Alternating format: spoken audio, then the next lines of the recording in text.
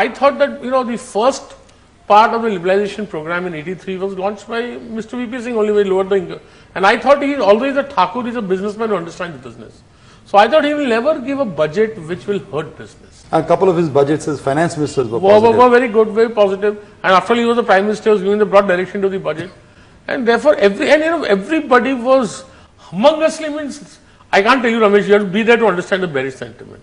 And everybody from the Panwala to Mr. Nimesh Shah and to Mr. Radhakishan Damani and Mr. Kamal Kabra, all of them extremely bearish. All the market players were bearish. All the market players, one to A to Z. And I thought, and I had made some money, my net worth had become 1.5, 2 crores, so I had the ability to take a risk. So then I thought, and I took a bet. And again, I must tell you that on the morning of the budget used to come in the afternoon, in the evening. At that time, I developed cold feet. And then I thought, boss, that I've taken this position, and if things go against me, and everybody might talk to us bearish. So what I had a lot of long positions, and in certain scripts I went short. Hedged. And because I thought if the budget doesn't work out as I have envisaged it, it will damage me financially. And then as soon as the budget came, I mean, the way the stocks went up, it was clear to you the market was headed higher. And I just doubled my positions as soon as the budget came, which was out. Not many people know this, Rakesh, but I know you go to the printing presses to get a first copy of the budget. Isn't it true?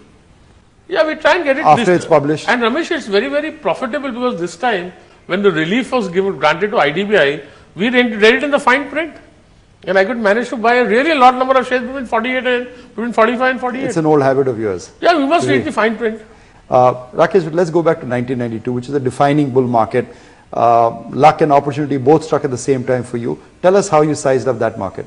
Well, we always knew that, first of all, we knew the valuations were incredulous. No, but first you made money in the run-up, didn't you? Yeah, you were bullish on cement. That was right on 89.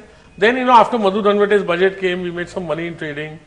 Then I took delivery of a lot of shares. I remember I took delivery of 14,000 shares of ACC. And I had no office. And I and one of my brother's clerks used to sit in the night and fill the shares. And even at those times, the shares were worth about 75 lakhs of rupees. I had no office. At night, we used to fill the shares. Then rest is history. ACC, I sold at 3,500. ACC went to 10,000. But I remember that, Rakesh. But a lot of people, once they make money on the long side of the business, fall in love with the stocks. What made you decide that stocks were overpriced and they don't go to the sky actually? Well, Ramesh, I see, if you say I'm a contrarian or optimist or pessimist, I will describe myself as a realist. So what is reality? 50 times earnings, 45 times earnings, 100 times earnings. Does speculation teach you that? Huh? Does speculation teach you to be realistic? Because you're betting on leverage money? I think so, because see, trading or speculation requires you to accept reality as it is rather than reality as you would like to have it. Right? Or wahan bhav bhagwan hai, hum qatardan hai. So you got to be influenced by price. So on the uprise, and see, you always have to wait for the right moment in trading. So when the markets went up, it was good. And see, I sold it at 3,500. ACC had produced a result, I think, for October 91. The quarter ended September 91. We assessed, all of us friends, that this is the best result ACC will ever produce. And in December, we sold our shares. I sold my shares at 3,400, 3,500. And I have no regrets that the price went to 10. No. And ACC never produced a result. Better than that. Better than that. But no regrets, despite the price tripling from those prices. I won't say no regrets, Ramesh, but now I have learned that, I will not sell only by fundamentals and opinions. I will also sell looking at market conditions. Psychology. That has taught me, this psychology. But we always knew that this drive of this rise beyond, in January 92 and beyond, was all being, first of all, the valuations were incredulous, unsustainable. You were having equities at 3 times, 4 times replacement cost. You could sell 10 lakhs Karnataka ball bearing, a closed down company at 80 rupees. I know you made a fortune in 1992. We need to make a fortune for Television 18. We'll come back, we'll chat some more on the Wizards of Dalal Street with Rakesh Jhunjhunwala.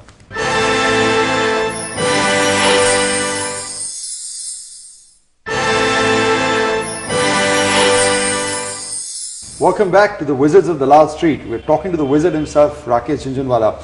Rakesh, fast forward 2000. You missed a beat there, didn't you? No, I won't say I missed a beat. It was the first time in my life in markets where, surely, up to 2000 I did very well. In the 2000 bull run? Bull run, I bought a lot of software stocks, and I bought them late because, even today I am half computer illiterate. So I never could understand or comprehend the importance of software. I realized it in 97, 98 and I bought a lot of software stocks and I sold 80% of them at the peak. Only I was caught on the wrong foot when the markets went down post 2000 in 2001. When the markets went down? Yeah, I was not bearish. I was not bullish, although I was not bearish. Correct. But in 2000 also you had those feelings that the market was excessively complacent about technology valuations.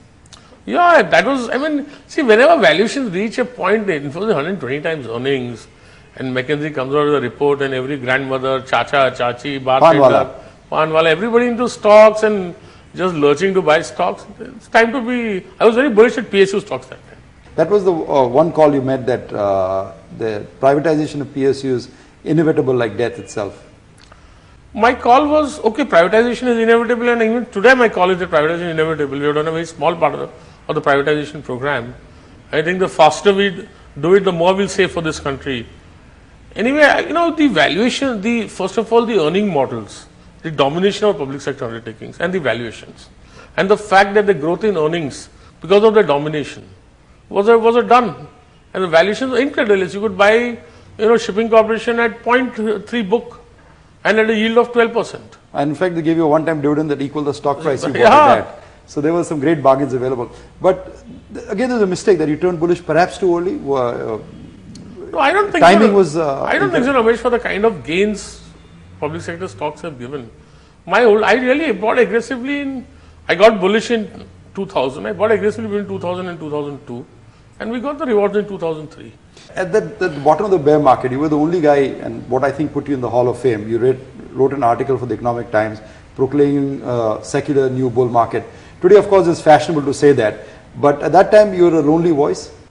Yeah, Ramesh, see, I have one thing in my nature that when I believe in something, I'm not easily convinced. And if I'm convinced, I believe in it, and I keep up to it. I'm not easily disconvinced. And you put your money where your mouth is, don't you? And I'm not afraid to put the money on the table. And I'm a opinionated character. Those opinions don't come easily, they don't go away easily, and they cannot be influenced easily. So when you saw after September 11th, Ramesh, what had essentially happened, 3,000 Americans had died, right? That was point number one. So I thought all the fear post September 11th was a little misplaced. Second, for 10 years, the market had not gone anywhere. The earnings had nearly doubled, right?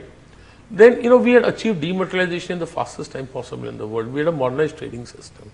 Not only is the quantum of profits gone up, we've done a DuPont analysis, the quality of profits had gone up. But Rakesh, post 2001, when you still remained bearish despite the gloom and doom, there was a fear that there was, warfare between nations, germ warfare, biological. Weren't those at least at the back of your head? But I remember, I think the first quality I need as an investor is to be an optimist.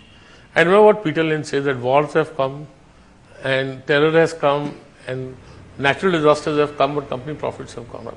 So you have to be the eternal optimist if you want to invest in stocks. Clearly. And Ramesh, the kind of despair, the kind of valuations, the kind of quality of earnings, the increase on the return on equity had gone up, and every company you went to was fighting for every profit, paise of profit. But your call was not bullish on the markets as much bullish on India. Isn't that true? But that's linked to the markets. I don't think you can achieve a real bull market in any country's stock markets unless the country goes into a bull market. A secular bull market. A secular bull market.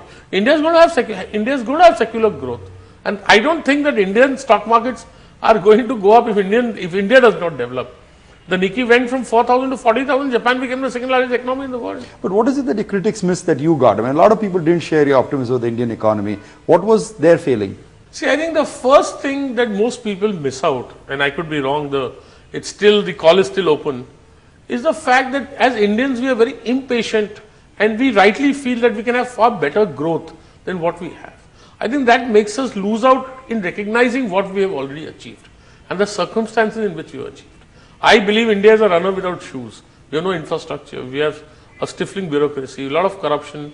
In spite of that, we are where we are, right? And if India is with shoes, where will India be? So the genius was recognizing that things have changed for the better? I would say, yeah, it was surely, and this was combined not only with the absurdly low valuations, right? With the sheer, fear of equity. Equity was a bad word, right? And there was highest amount of insider buying, and markets at those levels, although they were not gaining, they were not losing. When markets were indicating that come what may, they refused to go down. Rakesh, the press says that you have a 10,000 crore plus wealth. Is that true? Well, Ramesh, they asked John Paul Getty had one of the longest reigns as the richest man of the world. They asked him, how much do you have? He said, if you can count it, you don't have it. Well, besides that, I know I don't have that kind of wealth. I wish I had it. God willing, I'll have it. We'll discuss your strategies. We know you're worth a lot more, but maybe we get the answer out of the next episode of the Wizards of Dalal Street with Rakesh Jhunjhunwala. Please do join us.